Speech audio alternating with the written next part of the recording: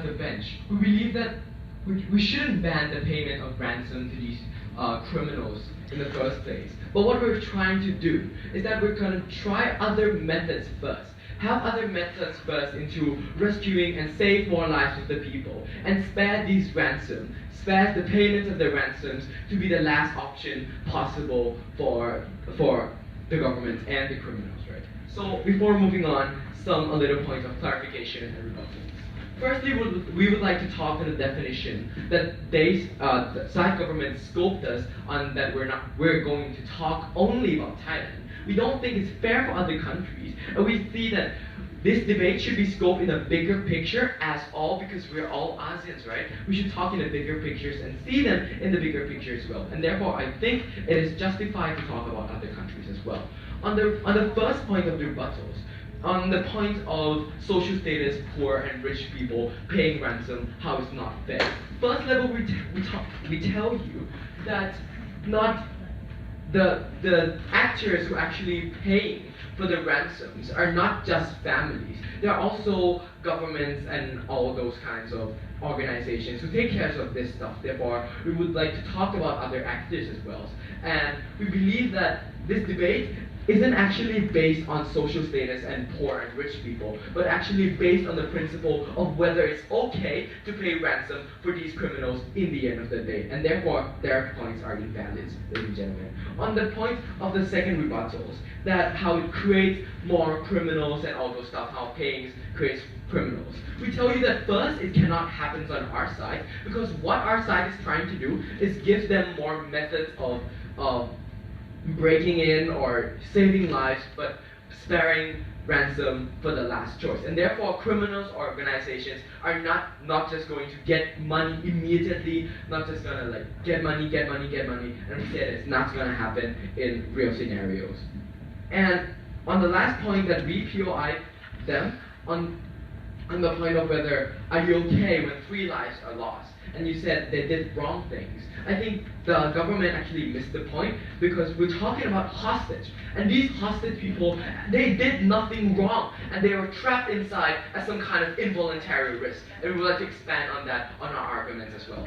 So, moving on to our models. So what we're trying to do, that we said it early before, is that we try everything of our best to save the lives of the people who are trapped, like save the lives of the hostage, right? And then these ransoms are spared for the last choice. And the third steps of the argument is that the government actually takes control of the process dealing with those criminals in the first place. I need your eyes before moving on. Okay, thank you. So, before moving on, let's characterize the natures of the criminals. The nature of the criminals, we believe that these criminals, in the end of the day, what they want is actually money to improve their organization whatsoever, right? And we believe that if we pay them money, if we pay them ransom, there are more likely chances of them letting go our hostage that's being kept in. For example, there's been this recent news at Philippines where this German man sails across the globe, and then he stops at Somalia because he is captured, and the Somalia pirates actually asked for a ransom. And what happens was that the German government actually pays for ransom, and he gets to live. But still, this German man sails to Philippines, and now he gets captured again. But the German government failed to pay the ransoms to these pirates. And guess what happens? This German man died. He was beheaded in Philippines. And we believe that what we're trying to strive today is the lives of the people actually matters. So moving on to my first argument of that how innocent lives becomes an involuntary risk for the conflict between the government and the terrorists. Firstly, we would like to talk about the nature of the hostage itself. The hostage, they did nothing wrong. They, out of the blue, been captured, right? And we think it's not okay for the government to become the one who judge them whether they get to live or don't. Because the rights of the government, the duty of the government, the obligation of the government is to save more lives of the people. And this would lead to the second level of the argument that this right is so important. We think that this hostage did nothing wrong, and therefore they don't deserve to be killed, and they don't deserve to be the tool of the government to deal with conflicts that the hostage has no involvement in it.